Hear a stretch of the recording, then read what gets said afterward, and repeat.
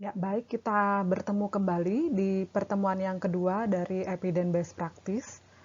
Pada tema kali ini kita akan membahas tentang bagaimana menyusun pertanyaan klinikal, di mana aplikasi Evidence Based Nursing ini dalam rangka meningkatkan patient safety atau keselamatan pasien. Seperti kita tahu bahwa Evidence Based Nursing atau keperawatan berbasis bukti ini adalah suatu proses di mana pengambilan keputusan keperawatan itu didasarkan pada hasil-hasil penelitian yang terbaik. Nah, keahlian klinik dan juga harapan serta nilai-nilai yang ada pada pasien. Ini menurut University of Minnesota tahun 2001. Nah, tujuan dari praktek EBN ini adalah kita menggunakan penelitian-penelitian keperawatan yang valid ke dalam praktek keperawatan sehari-hari. Ya, jadi hasil dari publikasi penelaahan jurnal atau penelitian keperawatan itu diaplikasikan di dalam praktek keperawatan atau intervensi keperawatan. Evidence based practice sendiri itu mempunyai 3 area komponen yang kompetensi yang penting, yaitu yang pertama, kita sebagai perawat juga harus mampu menginterpretasikan atau menerjemahkan serta menggunakan penelitian untuk memperbaiki atau memberikan praktik yang terbaik.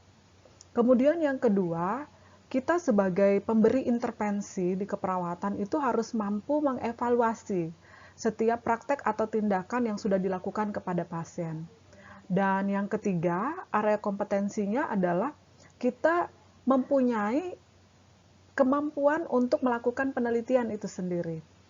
Nah, sehingga dengan 3 area kompetensi tersebut, evidence based practice itu penting sekali untuk bisa membantu faktor-faktor di bawah ini, yaitu yang pertama adalah banyak riset itu sudah dipublikasikan pada topik-topik yang spesifik ya. Nah, kemudian perawat juga diwajibkan ya harus memiliki keterampilan untuk mengkaji bahkan menganalisis hasil penelitian. Nah, kemudian praktik keperawatan ini akan memberikan atau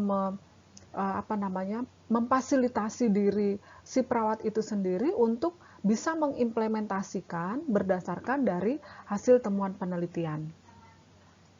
Nah, untuk bisa mencapai atau mencari hasil-hasil penelitian yang baik pada jurnal-jurnal bereputasi, maka sebelumnya perawat dalam keseharian merawat pasien itu harus mengetahui terlebih dahulu bagaimana menyusun pertanyaan klinikal.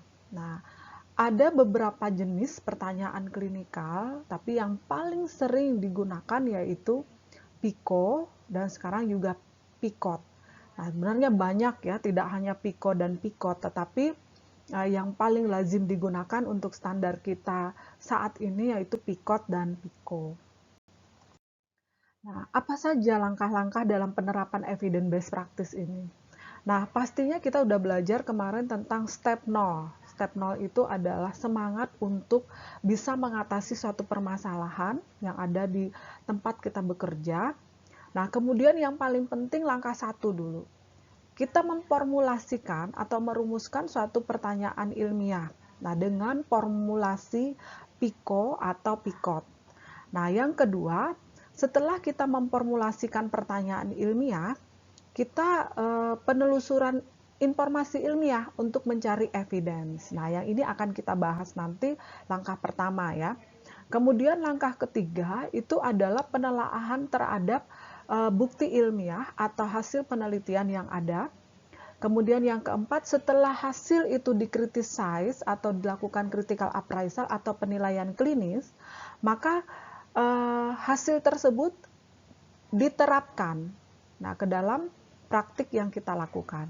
Nah, setelah itu langkah kelima yaitu evaluasi terhadap kedayaan atau efikasi dan juga keefektifan dari hasil penelitian yang sudah dilakukan intervensi. Nah, ini langkah-langkah dalam EBN. Nah, kita mulai yang pertama dulu. Nah, langkah pertama itu adalah merumuskan pertanyaan klinis yang dapat dijawab. Nah, bagaimana bisa muncul pertanyaan klinis ini? Bagaimana bisa dirumuskan? Yang pertama itu kepekaan kita terhadap masalah yang ada di sekeliling. Nah, kalau kita bisa memperhatikan permasalahan apa di tempat kita bekerja yang mengganggu atau menyebabkan ketidaknyamanan atau keselamatan pasien itu beresiko atau berpotensi untuk terganggu. Nah, dari kepekaan itu dapat dirumuskan.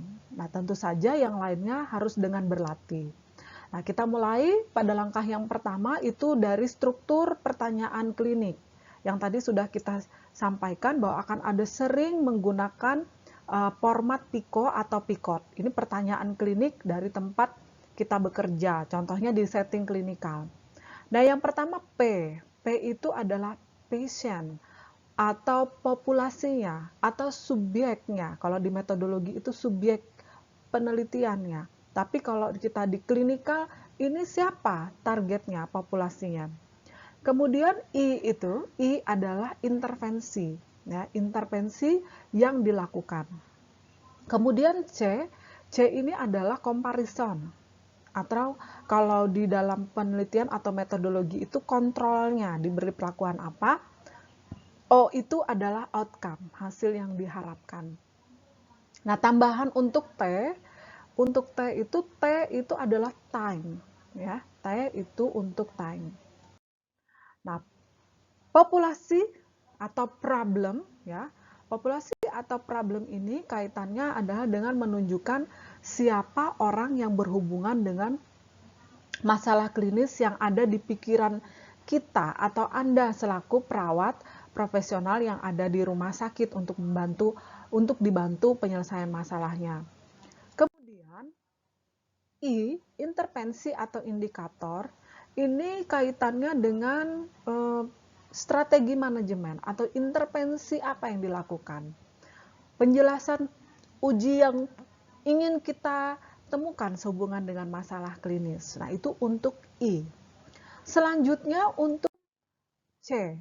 Comparison atau komparator atau kontrol ini menunjukkan suatu strategi alternatif atau pengendalian, paparan atau uji komparasi dengan sesuatu yang kita uji. Jadi yang intervensi tadi yang diberikan perlakuan, sedangkan komparator ini adalah orang yang tidak spesial perlakuannya, mungkin ada perlakuan tetapi tidak sama seperti yang kita sungguh-sungguh ingin berikan perlakuan. Nah, sedangkan outcome sendiri atau O ini lebih cenderung menunjukkan perhatian, baik berupa suatu kejadian, suatu yang tidak akan terjadi lagi jika itu hal yang buruk, kemudian apa yang paling dipedulikan oleh pasien. Nah, ini untuk outcome. Nah, kemudian ini contoh ya, saya berikan contoh.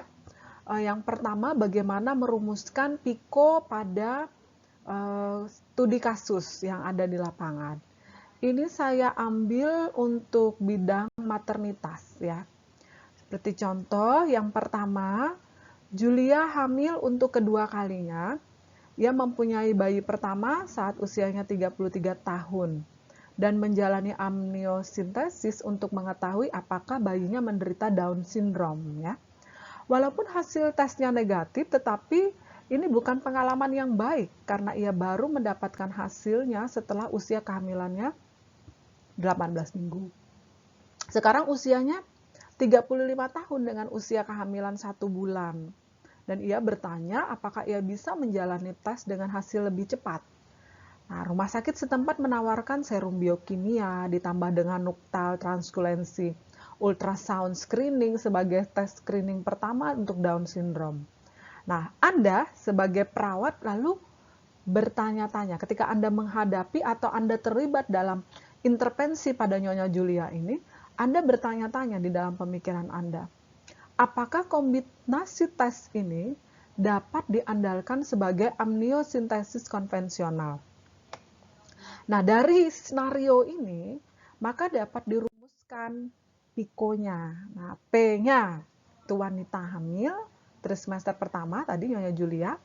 Intervensinya adalah nuchal transculency ultrasound screening ditambah dengan serum biokimia. Sedangkan comparisonnya yang lazim dilakukan ya, amniosintesis konvensional. Terus outcome-nya apa? Diagnosis yang akurat atau diukur dengan sintesis spesifik untuk Down syndrome. Akurat tidak diagnosisnya, mana yang akurat? Nah, jadi pertanyaan klinikalnya dapat dirumuskan begini. Setelah kita buat masukkan dalam format PICOT, yaitu untuk wanita hamil, apakah transculency ultrasound screening ditambah dengan tes serum biokimia pada trimester pertama seakurat sekali lagi, seakurat atau misal sama atau lebih baik sensitivitas atau spesifitasnya dibanding dengan pemeriksaan amnio konvensional Down syndrome. Nah, ini ya. Itu pertanyaan klinikal yang dapat dirumuskan berasalkan dari PICOT tadi. Nah, kemudian contoh kedua, ini kita punya contoh kedua scenario. George datang ke dokter spesialis bedah untuk mendiskusikan tindakan vasektomi. Ya. Dia mendengarkan bahwa vasektomi dapat meningkatkan kemungkinan kanker testikular di kemudian hari. Lalu Anda perawat tahu resiko kecil sekali. Anda tahu resiko kecil sekali, tetapi ingin memberikan jawaban yang tepat. Nah, dibuatlah ini ke dalam suatu project evidence-based nursing, yaitu yang pertama kita bikin formulasi pertanyaan klinikal dulu dengan format PICOT. Yang satu, P-nya ada laki-laki dewasa, kemudian I-nya adalah vasektomi, C-nya tanpa vasektomi, O-nya kanker testikular, sehingga dapat dibuat pertanyaan PICOT yang seperti ini. Bagi seorang laki-laki, apakah vasektomi dibandingkan dengan tindakan vasektomi mengingatkan resiko kanker testikular, meningkatkan resiko kanker testikular di kemudian hari? Nah, ini adalah pertanyaan kliniknya. Nah, selanjutnya bagaimana setelah langkah pertama kita rumuskan pertanyaan klinikal tadi, apa yang harus dilakukan? Berdasarkan PICO yang sudah didapat, maka langkah kedua selanjutnya kita penelusuran informasi ilmiah untuk mencari bukti penelitian bagaimana agar penjelasan kita kepada pasien itu benar. Nah, yang pertama banyak sekali di sini ya saya sampaikan yang lazim digunakan Cochrane, BMR atau Evidence-Based Medicine Review, kemudian Evidence-Based Medicine, Evidence-Based Nursing, kemudian Medline, PubMed, kemudian Highwires, dan seterusnya. Nah, nanti kita akan praktekkan bagaimana caranya.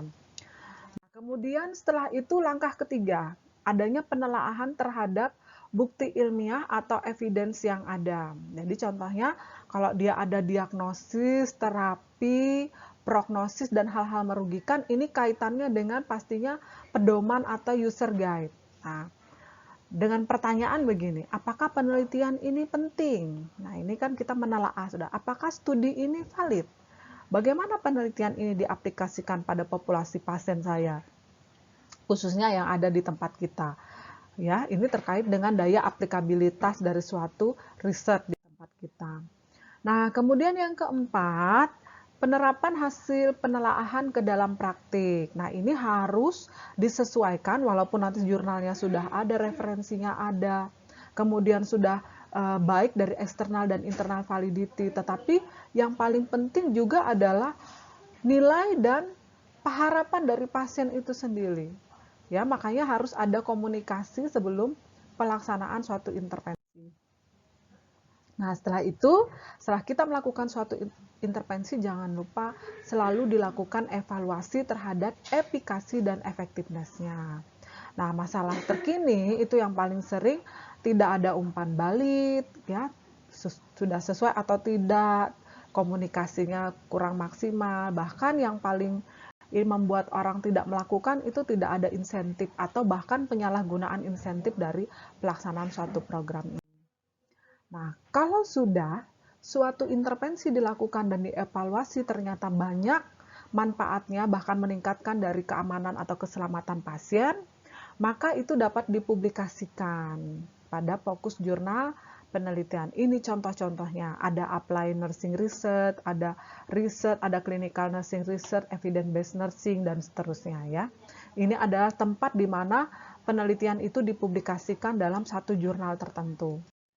Nah, ini latihan kita punya latihan untuk teman-teman mahasiswa sekalian mempraktekkan nanti bagaimana menyusun PICO atau PICOT, lalu dibuatlah pertanyaan klinikal. Nah, ini ada skenario 1, Nyonya Glenda, silahkan dibaca, kemudian disusun PICOT-nya serta pertanyaan klinikalnya.